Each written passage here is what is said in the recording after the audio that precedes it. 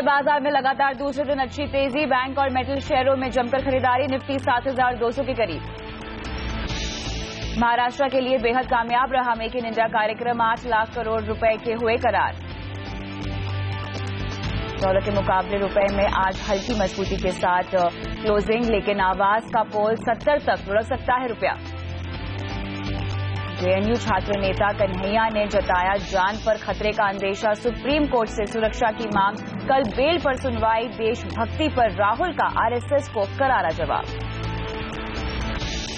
Budget से पहले और बुलंद हुई सीएनबीसी आवाज की आवाज, पिछले 4 हफ्तों में अर्बन रूरल में 65% मार्केट शेयर, निकटतम प्रतिद्वंदी से 2 गुना बढ़ा। बड़े मौकों पर आपका सबसे भरोसेमंद साथी है सीएनबीसी आवाज। फाइनेंशियल प्लानिंग जितनी जल्दी शुरू की जाए उतना अच्छा होता है, और यही बात आज का यूथ जो है वो बखूबी समझता है। बेहतर लाइफस्टाइल और अपने सपनों में तालमेल बिठाने के लिए सही फाइनेंशियल प्लानिंग ही एक सही रास्ता है जो आप अपना सकते हैं। नमस्कार, मैं हूं कविता थपलियाल। देखते हैं क्या है खास आज योर मनी में। यूथ ब्रिगेड की फाइनेंशियल प्लानिंग, टैक्स सेविंग के लिए फंड का चुनाव कैसे करें, निवेश की शुरुआत, क्या हो पहला लक्ष्य। तो आज इन तमाम मुद्दों पर, और इनफैक्ट आज हमारा फोकस होगा यूथ की फाइनेंशियल प्लानिंग पर, और आज हमारे साथ है टिका वेल्थ मैनेजमेंट के निखिल कोठारी। स्वागत है आपका निखिल। शुरुआत करते हैं और पहले दर्शक से जुड़ते हैं जो कि हमारे साथ फोन लाइन पे तरुण है। नमस्कार तरुण। नमस्कार, बताइए क्या सवाल है आपका। एक्चुअली अभी मैं फर्स्ट टाइम इन्वेस्टर हूँ, मैं म्यूचुअल फंड्स में इन्वेस्टमेंट करना चाहता हूँ टैक्स सेविंग के पर्पज से। टैक्स सेविंग पर्पज के लिए आप निवेश करना चाहते हैं? यस। और मुझे बताइए कि कितना निवेश करना चाहते हैं लगभग? Approximately 6,000 per month.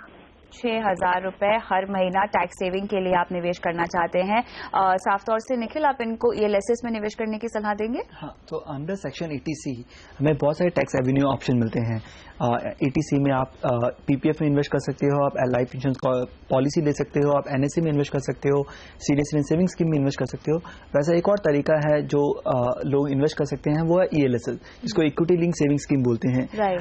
ये इसका जो टैक्सेशन है मोरलेस पीपीएफ जैसा है कि जब आप निवेश करते हो तो आपको टैक्स बेनिफिट मिलता है, और जब आप पैसा विड्रॉ करते हो, जो भी पैसा होता है वो, क्योंकि वो लॉन्ग टर्म कैपिटल गेन होता है, तो सारा पैसा टैक्स फ्री होता है आपके हाथ में।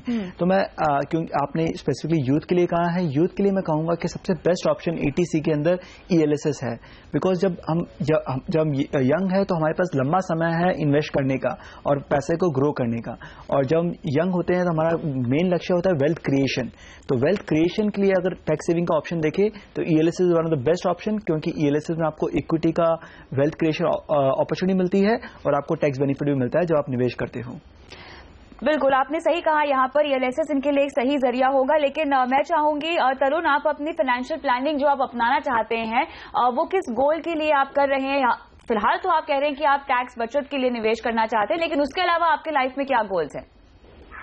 उसके अलावा ऐसा कभी मैंने प्लान नहीं किया, और दूसरा जो साइड बाय साइड में सोच रहा था कि इससे थोड़ी बहुत सेविंग वगैरह हो जाएगी। बिल्कुल। आपकी उम्र क्या है? हेलो तरुण, आपकी उम्र क्या है? 30 ईयर्स।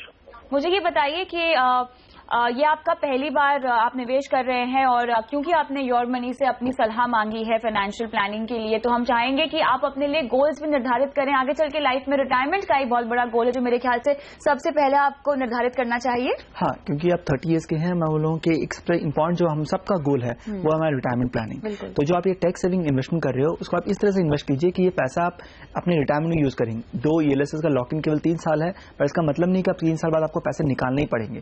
आप उस पैसे को कंटिन्यू रहने दे सकते हैं, और अगर मैं अज्यूम करता हूं कि आप लंबे समय इन्वेस्ट करोगे तो आपको 12 से 13% टैक्स फ्री रिटर्न मिल सकता है। और इसमें आप जो फंड है वो आप access long term equity fund, और जो आपने 2 फंड कहे हैं वो दोनों फंड में भी आप निवेश कर सकते हो। तो ये तीनों फंड अच्छे हैं, बट आप एक फंड को सिलेक्ट कर लीजिए और उसमें बने रहिए। और साथ ही हम चाहेंगे कि रिटायरमेंट के अलावा आपके और भी सारे कई गोल्स होंगे तरुण, जिनको आपको लाइन अप करना चाहिए। और न सिर्फ यहाँ पे बड़े गोल्स की आपको प्लानिंग करनी चाहिए, बल्कि शॉर्ट टर्म गोल्स भी कई होते हैं आजकल के यूथ के। एक तो अब अगर जैसे मैं कहूँ कि इनकी अभी जॉब लगी है तो एक लाइफस्टाइल गोल होता है, एक सर्टेन लाइफस्टाइल मेंटेन करना होता है, गाड़ी खरीदनी है, फोन खरीदना है, शॉपिंग करनी है, कई सारे गोल्स होते हैं शॉर्ट टर्म के लिहाज से, उनको भी तवज्जो देनी चाहिए। और लॉन्ग टर्म गोल्स तो आपको एक तरह से वो आइडेंटिफाइड ही होते हैं। तो जैसे हम सबसे पहले हम जो कहते हैं, सबसे पहला जो गोल होता है वो है कंटिजेंसी प्लानिंग। तो अब हम जब अभी भी नए जॉब में लगे हैं तो आज के दिन पे जॉब को सर्टेनिटी नहीं है कि आपका हमेशा जॉब रहेगा। कोई भी कारण से आपका एक्सीडेंट हो जाता है और आप ऑफिस में नहीं जा पा रहे हो 2 से 3 महीने, तो आपकी सैलरी नहीं आएगी, तो आपके जो EMIs है वो वैसे ही कंटिन्यू रहेंगे। तो सबसे पहला जो गोल होता है वो कंटिजेंसी प्लानिंग, कि आपके 3 से 6 महीने के जो एक्सपेंसेस है वो एक लिक्विड फंड में निवेश कीजिए। उसके लिए आप SIP एक लिक्विड फंड में कर सकते हो। फिर आपका अगर कोई शॉर्ट टर्म गोल है कि 2 से 3 साल बाद आपको वेकेशन के लिए जाना है, इंटरनेशनल वेकेशन, तो उसके लिए आप एक SIP कर सकते हो एक डेट फंड में। और अगर आपके जो गोल है कि मेरे को 5-10 साल बाद घर खरीदना है, जो भी एक आमतम से लोगों का एक गोल होता है, तो उसके लिए भी आपको डाउन पेमेंट देना पड़ेगा। उस डाउन पेमेंट के लिए भी आज से आप SIP के जरिए निवेश कर सकते हो बैलेंस फंड में या इक्विटी फंड में, जो आप उस पैसे को निकाल सकते हो जो आपका गोल आएगा। चलिए तरुण, तो यहाँ पे हमने आपको एक पूरा प्लान दे दिया है और अपने निवेश की शुरुआत आप कर सकते हैं। लेकिन इस बीच हम अक्षय का सवाल लेते हैं, ईमेल के जरिए सवाल पूछ रहे हैं। और 20,000 रुपए इनफैक्ट ये कमाते हैं हर महीना, और 5,000 रुपए की ये का निवेश, इनका खर्चा है 5,000 रुपए। और जहां तक निवेश की बात है, ये 1,000 रुपए का निवेश कर रहे हैं बिरला सन लाइफ इक्विटी फंड में और HDFC mid cap opportunity fund में। लंबी अवधि का निवेश है इनका निखिल, और 15 साल का नजरिया कम से कम ये रख रहे हैं। लेकिन किस गोल के लिए ये कर रहे हैं उसके बारे में जानकारी उन्होंने नहीं दी है। लेकिन फंड्स कैसे हैं जो सिलेक्शन उन्होंने किया हुआ है, क्योंकि 15 साल का गोल है तो इनको जो इन्वेस्टमेंट होना है वो इनका इक्विटी फंड में होना चाहिए। और इन्होंने जो दोनों फंड सेलेक्ट किए हैं वो इक्विटी फंड है। जो बिरला सन लाइफ इक्विटी फंड है ये लार्ज कैप फंड है, और जो HDFC mid cap opportunity fund है ये मिड कैप फंड है। तो उन्होंने बहुत अच्छा सिलेक्शन किया है कि उन्होंने एक लार्ज कैप फंड लिया है, एक मिड कैप फंड लिया है, तो उनका पोर्टफोलियो अच्छा डाइवर्सिफाइड है, तो वो इसी में SIP अपनी कंटिन्यू कर सकते हैं। और आगे चलकर अगर इनको निवेश अपना बढ़ाना हो तो? हाँ, तो अगर आपको निवेश बढ़ाना है तो मैं कहूंगा कि आप बहुत सारे फंड्स ऐड मत कीजिए। आपके पास एक लार्ज कैप है, एक मिड कैप है, आप एक मल्टी कैप फंड एक ऐड कर सकते हो, जो कोटक सेलेक्ट फोकस फंड आप ले सकते हो। इन 3 फंड में आप अपनी SIP कंटिन्यू कीजिए। सबसे मेन इंपॉर्टेंट है, सबसे जो मेन तरीका वो है कि वो आपका टाइम फ्रेम, आपको निवेश रहना पड़ेगा। फंड सिलेक्शन क्राइटेरिया है, बट सबसे इंपॉर्टेंट है कि आप इक्विटी एसेट क्लास सेलेक्ट कीजिए और आप लंबे समय में निवेश कीजिए। तो मैं ये कहूंगा कि मार्केट में उतार चढ़ाव आते रहेंगे, जैसे अभी हम रिसेंटली देखेंगे तो मार्केट फॉल हुआ है, तो अपने SIP बंद मत कभी कीजिएगा, इस SIP को कंटिन्यू रहने दीजिए और आप ऐड करने में Kotak select focus fund add कर सकते हैं। साथ ही चूंकि हम कहते हैं कि आप बाजार की चाल को टाइम नहीं कर सकते हैं, गिरावट है फिलहाल, लेकिन क्या ये सही मौका है बाजार में एंट्री करने का, अपनी SIP की शुरुआत करने का? अगर आपका खासतौर से लंबी अवधि का नजरिया है तो बाजार में आ रहे उतार चढ़ाव पर आपको इतना फोकस नहीं करना चाहिए। लेकिन अगर मैं निवेश करने की शुरुआत की बात करूं तो क्या ये सही समय है? अगर आप निवेश करने की शुरुआत करें तो सबसे अच्छा समय मिला है आपको शुरुआत करने का, क्योंकि मार्केट बहुत लो लेवल पे है, वैल्यूएशन बहुत अट्रैक्टिव है, और इस समय पर आप निवेश करोगे तो आपके जो रिटर्न के एक्सपेक्टेशन वो और जो एक्चुअल आएगा वो काफी अच्छा आएगा। बट SIP जो आप कर रहे हो तो आपका मेन मकसद यही होगा कि बाजार के उतार चढ़ाव को मैं कैसे मिटिगेट कर सका हूं। तो SIP में क्या होता है कि जब आप निवेश कर रहे हो, जब बाजार ऊपर आता है तो आप कम यूनिट्स बाय करते हो, जब बाजार नीचे आता है तो आप मोर यूनिट्स बाय करते हो, तो आपका एवरेज कॉस्ट काफी कम हो जाता है। तो जिन्होंने पहले SIP स्टार्ट की है वो अभी जब उनका निवेश होगा तो वो मोर यूनिट्स बाय करेंगे, तो उनका एवरेज कॉस्ट कम हो जाएगा। और आप अभी स्टार्ट कर रहे हो तो बहुत अच्छा है, क्योंकि आपका जो कॉस्ट होगा वो काफी नीचे होगा, और जैसे ही मार्केट में एक उछाल आएगी, मार्केट वापस रिकवर होएगा, तो आपके रिटर्न्स काफी अच्छे आ जाएंगे।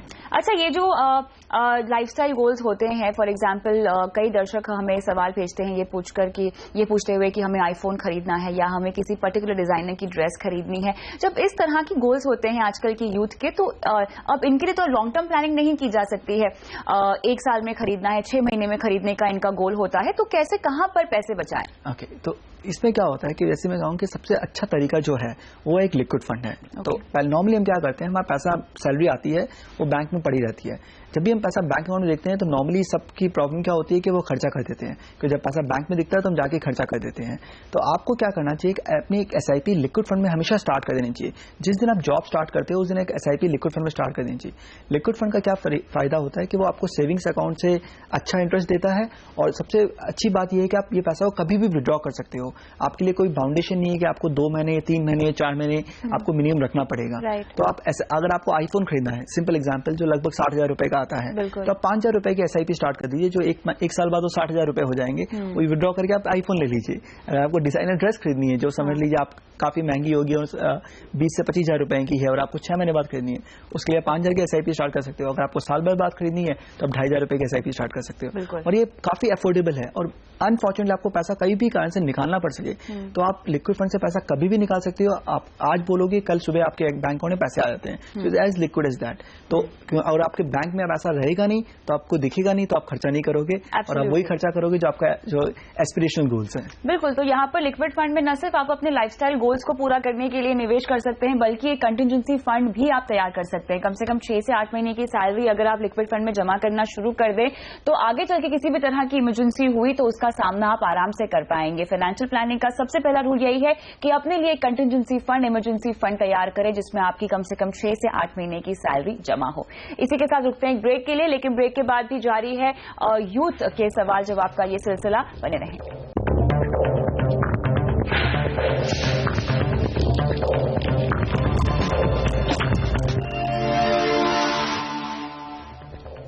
जॉर्मनी में आगे बढ़ते हैं और हमारे अगले दर्शक अनुभव हमारे साथ है मुरादाबाद से फोन लाइन पे। नमस्कार, बताएं अनुभव, आपकी उम्र क्या है और आप क्या करते हैं? मेरा नाम अनुभव माथुर है। ओके। मेरी 28 ईयर एज है और मैं PSU बैंक में वर्क करता हूँ। ओके। आपकी फाइनेंशियल प्लानिंग आपने अब तक कैसे की है? मैम, मैंने इनिशियली स्टार्ट किया है, आपके शो को देखकर ही मुझे लगा कि मुझे फाइनेंशियल प्लानिंग करनी चाहिए, तो इसके लिए मैंने एक RD शुरू की है 5,000 रुपीज की पर मंथ, और PPF account 3,000 per month start किया है मैंने। ठीक है। उसके अलावा एक मेरी LIC है, LIC पॉलिसी है 6,000, उसका सम एश्योर्ड है। कौन सी और पॉलिसी? उसके अलावा ये LIC जीवन आनंद। जीवन आनंद है। हाँ जी। ओके। इसके अलावा एक LIC की ही एक हेल्थ इंश्योरेंस लिया है मैंने, जीवन आरोग्य। ओके। और उसके अलावा मैं अब SIP और शेयर मार्केट में थोड़ा सा इन्वेस्ट करना चाहता हूँ, तो उसके लिए मुझे थोड़ा सा आप गाइड कीजिए। एंड मेरा जो मेरा शॉर्ट टर्म प्लान है वो इनिशियली 5 इयर्स में एटलीस्ट 25 लाख कॉर्पस बनाना है, और रिटायरमेंट प्लानिंग के लिए एटलीस्ट मेरा जो लॉन्ग टर्म गोल है वो रिटायरमेंट प्लानिंग है, वो अराउंड 1 to 1.5 करोड़ मेरा है एम। 1 से 1.5 करोड़ रुपए आप रिटायरमेंट के लिए इकट्ठा करना चाहते हैं। 5 साल में आपको 25 लाख रुपए चाहिए, लेकिन इसके लिए मुझे बताइए आप कितना निवेश कर सकते हैं? मैम, इसके लिए मैं initially 10 to 15,000 per month invest कर सकता हूँ। और ये जो जीवन आनंद और जीवन आरोग्य है, ये आपको किसी ने रेकमेंड की थी कि आपने खुद ही रिसर्च करके ये पॉलिसीज खरीदी हैं? नहीं, ये मैंने थोड़ा सा एस्टिमेट भी किया था मुझे। अच्छा, और कितना समय हो गया दोनों पॉलिसीज लिए हुए? हेल्थ इंश्योरेंस को तो अभी 2 or 3 मंथ्स ही हुए हैं, और इसको तो अराउंड 3 इयर्स हो गए, LIC जीवन आनंद को। जीवन आनंद को 3 साल हो गए हैं लगभग। चलिए ठीक है। मेरे ख्याल से अनुभव के पूरे पोर्टफोलियो में निखिल एक चीज मिसिंग है, वो है एक प्योर लाइफ कवर, जो कि उन्होंने नहीं लिया हुआ है। इन्होंने मेरे ख्याल से जीवन आनंद और जीवन आरोग्य में पैसे लगाए हुए हैं। जीवन आनंद के लिए मेरे ख्याल से मैं चाहूंगी कि आप इनको स्पेसिफिकली सलाह दें। 3 साल ऑलरेडी हो चुके हैं, लेकिन निवेश के लिहाज से इन्होंने इंश्योरेंस में पैसे लगाए हुए हैं, ना कि अपने लिए एक लाइफ कवर लिया है। तो सबसे पहले मैं कहूंगा कि इंश्योरेंस क्या होती है, कि आज अनुभव जी को कुछ भी हो जाता है तो उनकी फैमिली को फाइनेंशियली प्रॉब्लम नहीं आनी चाहिए। तो आज उन्होंने जो इंश्योरेंस लेके रखी है उसका सम एश्योर्ड केवल 6 लाख रुपए है। तो इसका कहने का मतलब, इनका इस पॉलिसी का मतलब क्या है कि आज अनुभव जी को कुछ भी हो जाता है उनकी फैमिली को 6 लाख रुपए मिल जाएंगे। पर 6 लाख रुपए उनकी फैमिली के लिए काफी नहीं है, क्योंकि आज के दिन पे अगर वो जो इनकी जो सैलरी है और 6 लाख रुपए का अगर वो सोचते हैं कि 6 लाख रुपए उनके लिए फैमिली की सफिशिएंट नहीं होगा कि उनकी पूरी लाइफ वो नहीं रहेंगे तो उनकी सैलरी नहीं आएगी, पर उनकी 6 लाख से उनको पूरे फैमिली की एक्सपेंसेस निकालने ऑल योर लाइफ टाइम, वो पॉसिबल नहीं है। सबसे पहले जो भी फाइनेंशियल प्लानिंग स्टार्ट होती है तो मैं ये कहूंगा जिस दिन आपकी जॉब लग जाती है और आप पे कोई भी डिपेंडेंट हो तो आपको अपने लिए टर्म इंश्योरेंस ले लेनी चाहिए। टर्म इंश्योरेंस क्या होती है कि एक आपको लंबा कवर मिलता है, उसके लिए आप बहुत छोटा प्रीमियम देते हो। एग्जाम्पल के तौर पर मैं ये कहूंगा कि आज मेरे पे 2 करोड़ की टर्म इंश्योरेंस है और उसके लिए मैं सालाना प्रीमियम 15,000 रुपए दे रहा हूँ। तो आज मेरे को कुछ भी हो जाता है मेरी फैमिली को 2 करोड़ रुपए मिल जाता है।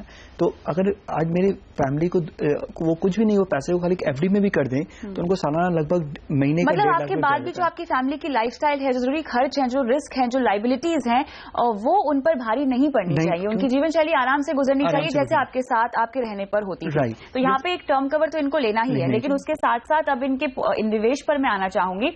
आरडी करते हैं, पीपीएफ अकाउंट में पैसे डालते हैं, इसके अलावा इन्हें एक इमरजेंसी फंड भी चाहिए जिसमें ये 3 महीने की सैलरी जमा करना चाहते हैं। अनुभव, अगर आप मुझे सुन सकते हैं तो आपने कोई एफडी भी की हुई है?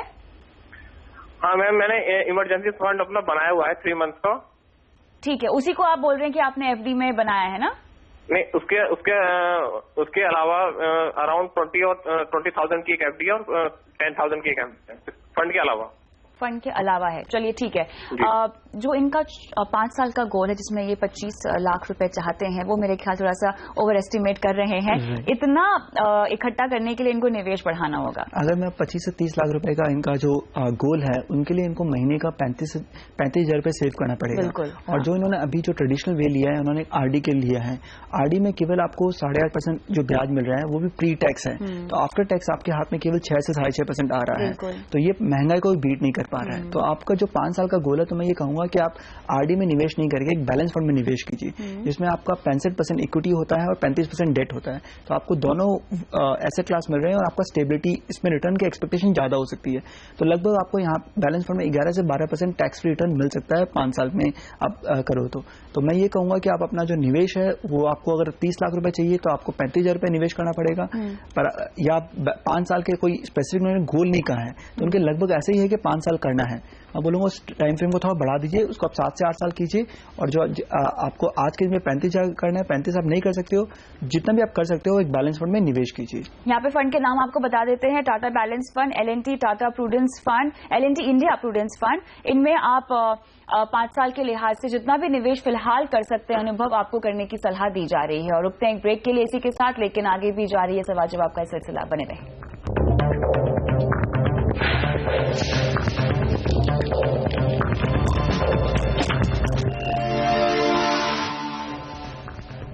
योर मनी में आगे बढ़ते हैं और रुद्राक्ष हमारे अगले दर्शक हैं, 23 साल के, जो अपना सवाल पूछना चाहते हैं। नमस्कार रुद्राक्ष, पूछिए। हेलो। हाँ रुद्राक्ष, आपकी आवाज मुझे आ रही है, सवाल पूछिए। आपकी डिटेल्स हमारे पास तो है, ये बताएं कि आपने फाइनेंशियल प्लानिंग का जो रास्ता अपनाया है, क्या खुद रिसर्च की है आपने? मैम ज्यादा तो रिसर्च मैंने नहीं किया है, मतलब जो भी मुझे आता है अभी, क्योंकि मैंने अभी ये म्यूचुअल फंड के बारे में मैंने जस्ट सुना था, तो उसके बारे में मैंने थोड़ा सा रिसर्च किया, तो मुझे वो हाई, मतलब जो मिड कैप फंड है, जो हाई कैप फंड है, उसके बारे में थोड़ा पता चला। तो मैंने जो SBI का आपका जो एक जो मिड कैप म्यूचुअल फंड आपने लिया हुआ है, और साथ ही आपने लार्ज कैप भी लिया हुआ है। हाँ जी, ठीक है। चलिए, आपके गोल्स भी हमारे पास हैं रुद्राक्ष, तो आपको बताना चाहेंगे कि आपने अपनी गोल्स को अच्छे से आंका है, आइडेंटिफाई किया है और निवेश की शुरुआत कर ली है। शायद रिटायरमेंट के गोल को लेकर निखिल आपको स्पेसिफिक सलाह देना चाहेंगे। तो उन्होंने कहा है कि इनको 1 करोड़ रुपए चाहिए रिटायरमेंट के लिए, पर मैं ये कहना चाहूंगा कि आज का जो आप जो बोल रहे हो कि 1 करोड़ 30 साल बाद चाहिए, उसके आज मैं प्रेजेंट का निकालता हूं तो केवल 13 लाख रुपए होते हैं। तो आप जो 1 करोड़ बोल रहे हो, आप इन्फ्लेशन को एडजस्ट नहीं कर रहे हो। तो जब भी रिटायरमेंट गोल बनाते हो तो इन्फ्लेशन को एडजस्ट करना चाहिए। इसका आप कैसे कर सकते हो? अगर आपकी आज के खर्चे 20,000 रुपए हैं और आप 30 साल बाद रिटायरमेंट लेना चाहते हो, तो ये जो आपका 20,000 महीने का खर्चा है वो बढ़ के 1.5 लाख रुपए हो जाएगा। और अगर आपको वो पैसे चाहिए तो आपको हर महीने जो आप रिटायरमेंट लोगे, आपके पास 3.25 करोड़ से 3.5 करोड़ के रुपए होने चाहिए। तो जो आप 1 करोड़ रुपए बोल रहे हो वो काफी नहीं रहेगा, आपको 3.25 से 3.5 करोड़ रुपए रिटायरमेंट के लिए चाहिए। तो आपका जो गोल है उसको थोड़ा चेंज कीजिए, और जो आपने बाकी जो गोल्स कहे हैं उनमें एक लिंक कीजिए। आपने टाइम फ्रेम जरूर बताया है, पर गोल को भी लिंक कीजिए कि आपके बच्चों की शादी के लिए है, खुद बच्चों की पढ़ाई के लिए है, क्या चीज के लिए वो गोल है, उसके हिसाब से आप लिंक कीजिए और इन्फ्लेशन को एडजस्ट कीजिए उन गोल में।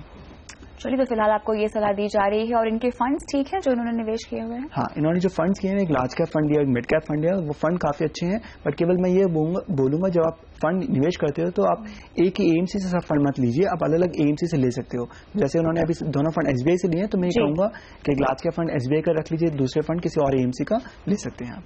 चलिए, तो फिलहाल आपको ये सलाह दी जा रही है, लेकिन अपने निवेश को बढ़ाने की कोशिश भी कीजिएगा रुद्राक्ष साथी, ताकि आपके गोल्स टाइम पर पूरे हो जाएं। बहुत बहुत शुक्रिया अपना सवाल हमसे पूछने के लिए, और आपका भी बहुत बहुत शुक्रिया निखिला शो पे आने के लिए। योर मनी में मुझे भी दीजिए इजाजत, लेकिन कोई सवाल पूछना चाहते हैं तो ट्विटर आईडी @kavita.th या फिर हमारे ईमेल आईडी, और आप चाहें तो हमें व्हाट्सएप भी कर सकते हैं अपना सवाल। नंबर आपकी स्क्रीन पे फ्लैश हो रहे हैं। इसी के साथ मुझे भी दीजिए इजाजत। नमस्कार।